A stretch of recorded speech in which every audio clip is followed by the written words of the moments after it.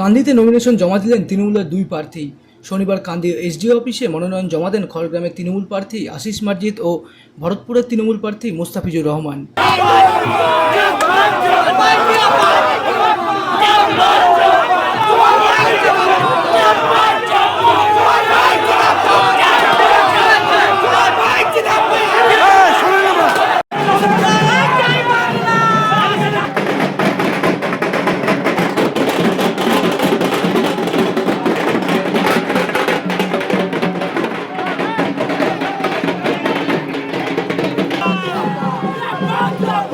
কান্দি শহর জুড়ে মিছিল করে মনোনয়ন জমা দিতে আসেন তৃণমূলের দুই প্রার্থী।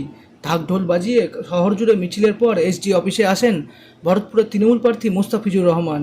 মনোনয়ন দিয়ে কি জানালেন ভরতপুরের তৃণমূল প্রার্থী? আমার জীবনের প্রথম অ্যাসেম্বলি ইলেকশনের নমিনেশন। বিধানসভার প্রার্থী মানেই যে আমি নিজেকে খুব বড় কিছু ভাবছি এমনটা নয়। আজকের দিনেও আমি কর্মী এবং আমার মনে হয় এই নমিনেশন ফাইল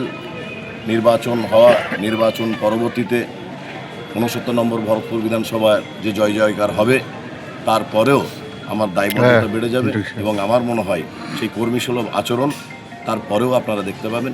এদিন খড়গ্রামের তৃণমূল প্রার্থী আশিস মার্জিতও দলীয় নেতৃত্বকে সাথে নিয়ে মিছিল করে মনোনয়ন জমা দেন। আজকে মনোনয়নপত্র আমি জমা দিলাম, দাখিল করলাম। খুব ভালো লাগছে এবং আমি শতকোটি প্রণাম জানাই।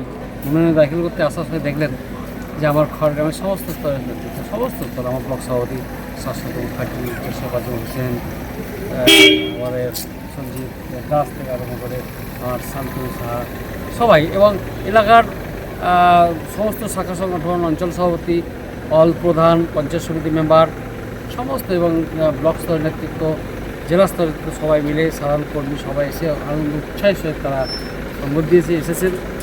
সকলকে সঙ্গে নিয়ে গিয়ে মনোনয়ন দাখিল করলাম। Bureau report, Madhyabanga news. Manmohini Health Care, স্বাস্থ্য সেবায় অটুট শ্রেষ্ঠত্বের শিরোপা। জেলায় প্রথম robotic knee replacement, cardiology with cath lab, neurosurgery, specialised trauma unit থেকে স্মাইল ট্রেন, একগুচ্ছ পরিষেবায় নিয়োজিত। Manmohini Health Care, quality care with personal touch, Berhampore শিল্প তালুক।